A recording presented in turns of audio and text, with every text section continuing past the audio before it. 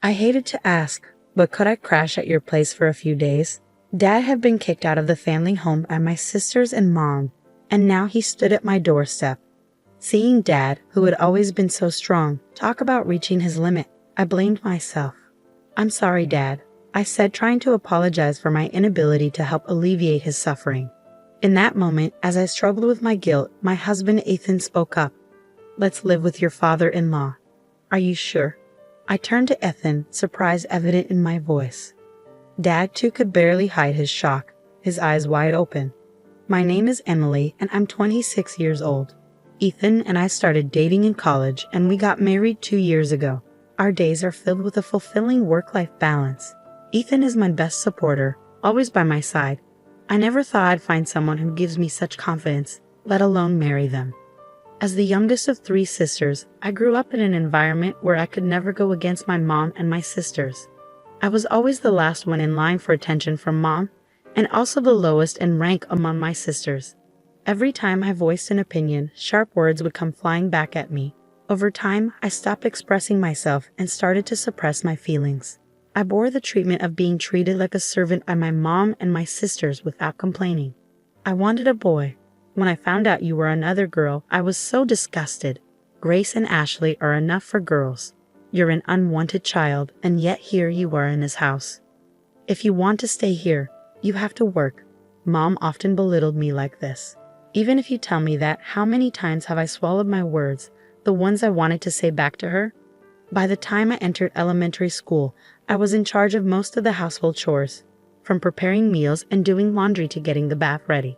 People around me would praise me, saying, "That's impressive," or "You're so responsible."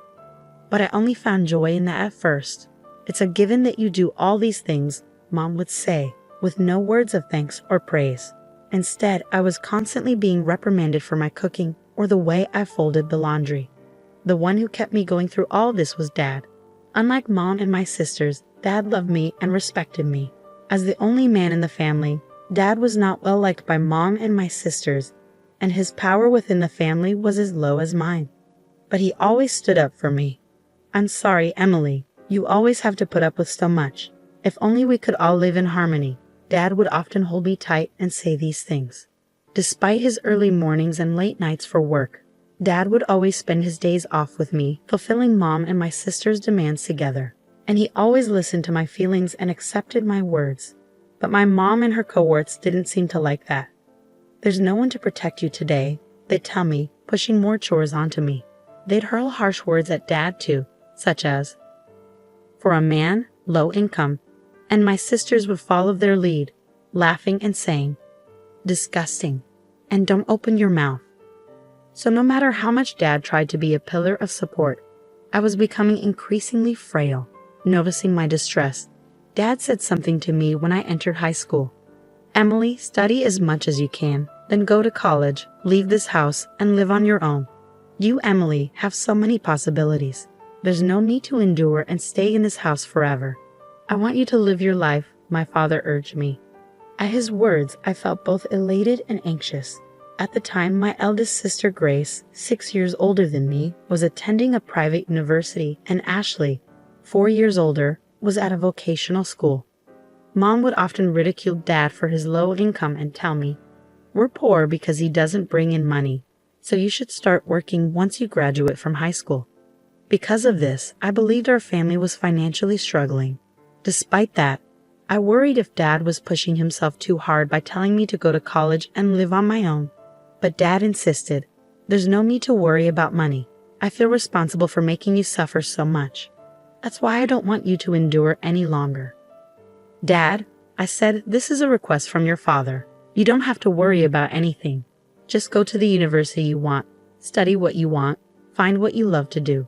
I want you to lead a happy life to make up for the hardship you've been through." I could feel his strong resolve as he gripped my shoulder, his eyes moist with tears. From then on, I devoted myself to the studies I had neglected, juggling the overbearing instructions from my mom and sisters. I spent all my remaining time studying at my desk. My hard work paid off, and I was accepted into a university. Dad and I embraced each other, sharing the joy of my acceptance. I kept it a secret from Mom and my sisters until the last minute, only announcing my plans to go to college and live alone on the day I was moving. At that time, Grace had already moved out and was living on her own, leaving only Mom and Ashley at home, who showered me with shouts of rage. I endured their harsh words until the end, finally breaking free from them. I kept my new mobile phone, a gift from Dad, a secret, not telling them which university I was going to or where I was going to live. Though I stayed in touch with Dad, I started a life without any involvement with my mom or my sisters. But just because I escaped from them didn't mean my university life was smooth sailing. I wasn't used to speaking my mind, and as a timid person, I was somewhat invisible in my department, unable to make friends. Then Ethan reached out to me. "What do you think, Emily?" I was surprised when Ethan, the bright and central figure of the group, spoke to me. I was already uncomfortable speaking in front of people, and being put on the spot left me speechless. But Ethan pressed me.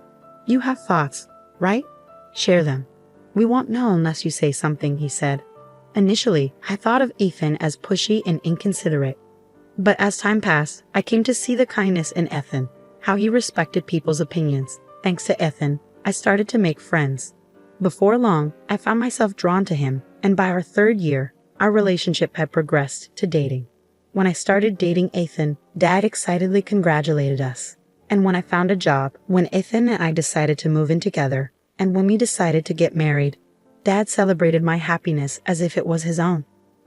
But I had always been worried about Dad.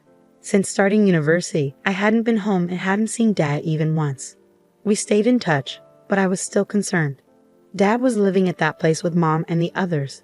I had no doubt he was still enduring snide comments from Mom and Ashley, still spending his days under their domineering instructions. "Dad, I'm happy today because of you. Back then, I was powerless and always needed your help. But things have changed. I'm working now, and I'm married. I have someone who supports me, so now it's my turn to help you. Please let me know if you're in any trouble." I told him I announced my marriage, having learned the importance of expressing my feelings to others since being with Ethan. I was finally able to put into words what I had never been able to tell Dad before. "Thank you," Dad replied, but until now, 2 years later, Dad never asked me for help. Furthermore, recently, I heard that Grace, who was supposed to be living alone, quit her job and returned to her parents' house. My worry for Dad had only increased. Then, one day, the doorbell rang just as I was confiding in Ethan about how worried I was about Dad. December was almost over, and even though it wasn't even 4 p.m., it was already getting dark outside. We had no scheduled deliveries, so we were surprised when we looked at the screen of the intercom. The person shown by the camera was none other than Dad. I rushed to the front door and opened it, seeing Dad for the first time in 8 years. His cheeks were hollowed out, and there was more white than black in his hair. He looked visibly unwell. I instinctively knew that his sudden visit without any notice wasn't for a casual reason. "Dad, what's happened?" "Please come inside. It must be cold outside," I said, concerned. Dad was wearing trousers and a long-sleeve shirt, even in December. He seemed too thin, and I wondered why he would be outside dressed like that. But the reason was revealed from Dad's mouth. "Dad was kicked out of the house by Mom and the others," he said, his voice heavy with sadness. "He told me to go buy dessert, so I went to the nearby convenience store. But when I came back, the house was locked. I asked them to open up, but they told me not to come back and didn't let me in." "What?" I exclaimed, shocked by what I was hearing.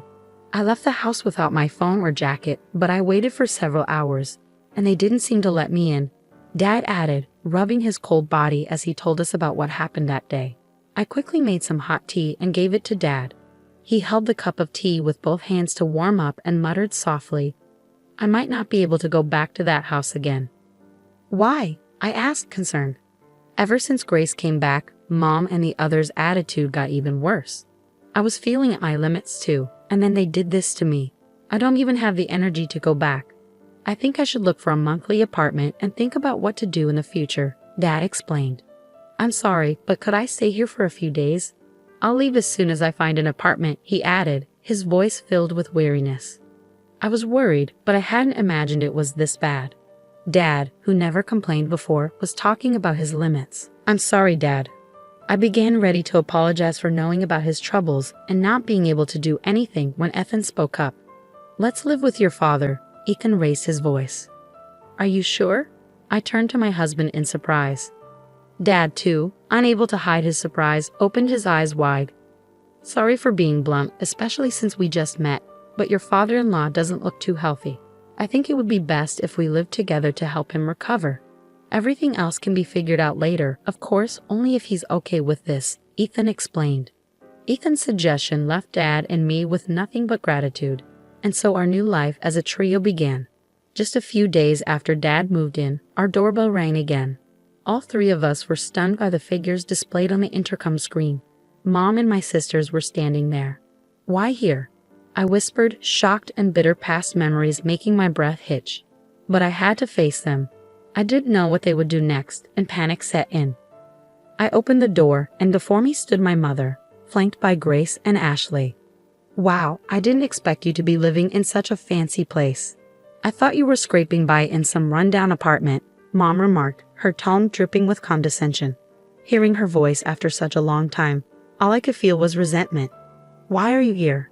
I asked, trying to keep my tone steady despite the turmoil brewing within me. "Your father's mobile had your address in it." I had no idea Emily even had a mobile phone. "Why would you give him your contact info but not us? Are you honoring the wrong person?" Grace interjected arrogantly, looking down at me, just as she always did. After Mom's words, seeing Grace like this, Mom smiled, satisfied, and spoke again. "Well, never mind. Is your father here?" "We're having some trouble without him," she said, though there were no signs of actual distress on their faces. All three of them were smirking. "In trouble? But you're the ones who kicked him out," I retorted, my irritation mounting with each word. "You've become quite sassy, haven't you? So is he here?" "Move aside," Mom demanded, her typical overbearing tone evident in her condescending remarks about me. "No," I responded firmly, fueled by Ethan's support and my own newfound strength. It would have been impossible in the past, but I had changed, all thanks to Ethan. Mom's irritation became apparent as she raised her voice. "When did I ever give you permission to talk back? Just move. You can't even listen to what I say. I'm not the same person I used to be. I won't be pushed around by you, Mom," I refused firmly, Ethan coming up beside me, trying to shoo Mom and the others away. Despite our efforts, Mom and her group wouldn't leave. We repeated move and no until, tired of the ordeal or maybe having given up, Mom was the one to break first. "That's enough. I don't want to hear any more from you. If you won't move, can you at least let us know when the money will be deposited in our account? It's really annoying that all you can do is put money in, and you can't even do that," Mom said, her words leaving me speechless. How did she think she's been able to live without working? My anger reached its peak. From now on, Dad will be living with us. Dad and I will no longer be pushed around by you guys. Please divorce Dad and stop causing him pain, I declared, unable to hold back my words any longer. But the response from my mom was something I hadn't anticipated. I hadn't anticipated Mom's reaction. "Don't make it sound like I'm the bad guy. I've been kind enough to stay as a family with a man like him, who is low income and can't do a thing. You should be thanking me," Mom said, her words cutting deep. "What?" I gasped, stunned by her audacity. "You're just like your dad, a low-income loser acting high and mighty. But in the end, all you're doing is licking each other's wounds," Mom continued, her tone dripping with disdain. I felt like I was about to lose control. At Mom's words, I was on the verge of raising my voice, of lashing out. But then my husband spoke up. "Emily works hard. She's a supervisor, earning a decent wage. I'd appreciate it if you didn't belittle us with comments about licking wounds," Ethan intervened, his voice firm. Mom retorted, "Don't you dare talk back to me. You're an outsider, so stay quiet." That's when Dad, who should have been in the living room, was suddenly at my side, addressing Mom. "I've heard enough. We can't impose on Emily and Ethan anymore. Let's get a divorce," Dad declared, surprising everyone. "Dad," I exclaimed, shocked by his sudden proclamation. But my sisters chimed in with approval. That's fine. We don't need a creepy guy like you," one of them called out. Encouraged by my sisters, Mom agreed, "That's fine by me." I was dumbfounded by how quickly things had been resolved, but the peace didn't last long. "But there's one condition. Hand over that house to me, then I'll give you your divorce." Mom laid out her demand, revealing her greed. I couldn't believe it. How greedy could this woman be? But Dad quickly agreed to Mom's demand. "Dad, are you sure?" I asked, shocked by his compliance. If that's all it takes to get a divorce, it's a small price to pay, Dad replied, smiling at me reassuringly before turning back to Mom with a serious expression. I'll do as you ask. Leave for today. I'll come over tomorrow. With that, Dad sent Mom and my sisters home. They continued to belittle me until the end, but I didn't care. I felt guilty for pushing for a divorce and causing Dad to lose his home, but Dad patted my shoulder reassuringly. It's not your fault, Emily. In fact, I'm glad you spoke up, he said. The next day, Dad went back home one last time with the divorce papers. He made Mom fill out the divorce application, handled some paperwork, and packed his belongings. When Dad returned from our family home, he looked somehow lighter. It was sad to see the house go to Mom and my sisters, but if Dad felt relieved, I was okay with it. A few months later, Dad told me what had happened to Mom and my sisters. They had taken the family home as part of the divorce settlement and planned to live lavishly by selling it. However, the house was old and the location wasn't great. They couldn't sell the house or land for much, and demolition costs ate into the proceeds. In the end, they were left with almost nothing. Now without a home or savings, Mom didn't work, and neither did Grace or Ashley have stable jobs. And with Dad gone, the same Dad they ridiculed for his low income status while they leaned on him for living expenses, the trio found themselves in dire straits. They tried seeking help and showed up at our house several times, but we never opened the door to them. Still, they refused to give up, causing commotion at the front porch. I finally had to tell them through the intercom, if you make any more noise, I'll call the cops. Now it seems they're barely managing, renting an apartment that's too cramped for three. Even Mom, who never worked before, was seemingly forced to get a job. That's how desperate they were. Despite all the times they made fun of Dad and me as a trio, they now seem to be constantly bickering among themselves, blaming each other for their current circumstances. People rarely change. With neither Dad nor me around anymore, the ones I used to ridicule, they can't help but find someone else to target. It seems they're destined to lead lives filled with both physical and emotional poverty.